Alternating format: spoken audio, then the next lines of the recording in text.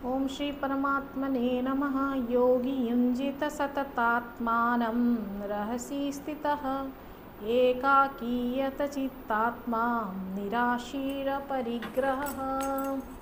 अनुवाद कुछ इस प्रकार से है। मन और इंद्रिय से सहित शरीर को बस में रखने वाला आशा रहित और संग्रह रहित योगी अकेला ही एकांत स्थान में स्थिर होकर आत्मा को निरंतर परमात्मा में लगावे।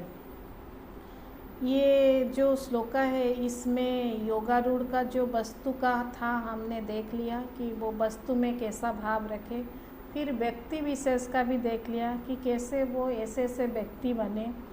फिर अभी आ रहा है कि वो अपने जो मन का अंतःकरण में जो इंद्रिय है, जो विषय है, उससे कैसे निपट के उसको योग की ओर यात्रा करना है। यहाँ पे मन और इंद्रिय, यानी अगर आप सीक्वेंस पकड़े तो इंद्रिया, फिर विषय, फिर मन। यहाँ पे जो मन है या इसको बस में रखना अच्छों का भी बस में नहीं रहता। तो लेकिन जो योग करेगा, जो योगारूढ़ होगा, उसका जो पहला चरण है वो अपने मन को इतना वशीभूत कर ले कि उसको दो चीज़ छोड़ना होगा। क्योंकि अगर उसको इच्छा रहा तो मन दौड़ाएगा, यानी भगाएगा। ये करो, ये इच्छा पूर्ति करनी है, ये करना है, वो करना है, फलाना है, ठिकाना है, तो ये हमेशा उसको दौड़ाएगा। इसलिए इसको पहले तो वैराग्य यानी आशा रहित यानी वैराग्य आना चाहिए। फिर दूसरा है संग्रह रहित, यानी मुझे वो संग्रह करना नहीं है। संग्रह वो जो वस्तु हो, वो व्यक्ति हो, वो विशेष का हमें संग्रह करना ही नहीं है। क्योंकि संग्रह बुद्धि क्या होता है कि आपको वो स्थिरता प्रदान ही नहीं कर सकता। फिर अगर ये दो चीज़ आप करोगे तब जाके मनुष्य अकेले में जो साधना करता है वो क्या कहलाता है? योग।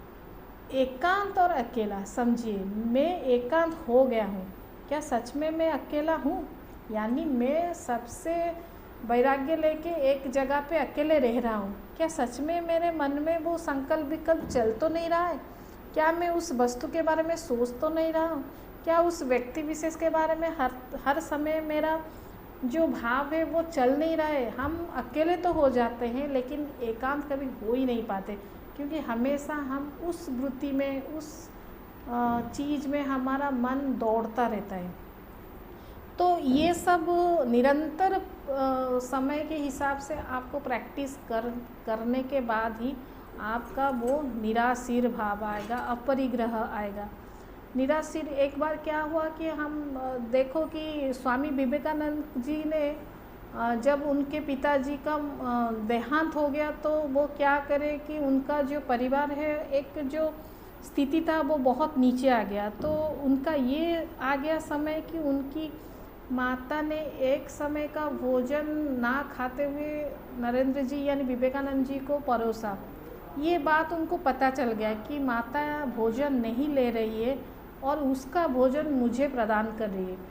तो फिर उन्होंने क्या किया कि रात का जो वो लौटते थे तो बोलते थे कि मैंने खाना खा के आया है माता जी, तो आप एक काम कीजिए, आप खाना खा लीजिए। जब रामकृष्ण परमहंस जी ने विवेकानंद जी को पूछा कि देखो तुम्हारा ये सिचुएशन है कि इस परिस्थिति में तो आप रह रहे हो, आप एक काम करो, मैं अभी द्वार खोल देता हूँ माता जी का, आप जाके उनको मांगिए कि आपका जो सुधार कर ले। लेकिन विवेकानंद जी ने, आपको पता है ये लोकप्रिय उदाहरण है, ये 4 बार लौट के आए द्वार से, लेकिन माता जी को कुछ भी नहीं मांग पाए। जब उन्होंने पूछा रामकृष्ण जी कि तुम्हें पैसा चाहिए तो मांगते क्यों नहीं? तुम इतने दरिद्र हो, तुम्हें पैसे चाहिए तो मांग लो माता से। लेकिन वो मांगे ही नहीं। क्यों नहीं मांगे? कि वो ही निराशीर अवस्था है। यानी जिस अवस्था में भगवान हमको रखे हैं उस स्थिति में हमारा परिवर्तन होगा। हमें वो स्थिति को, वो हमको एक्सेप्ट करना है बाई हार्ट, ना कि कामना करके और ख़राब करना है। क्योंकि हम जितना वो चीज़ एक्सेप्ट कर ले अपने जीवन में, तभी जाके हम परमात्मा को के पास जा सकते हैं। ये स्टोरी से आप समझ लेंगे कि निराशा स्टोरी क्या है। आगे जाके कैसे ध्यान लगाना है देखेंगे। धन्यवाद।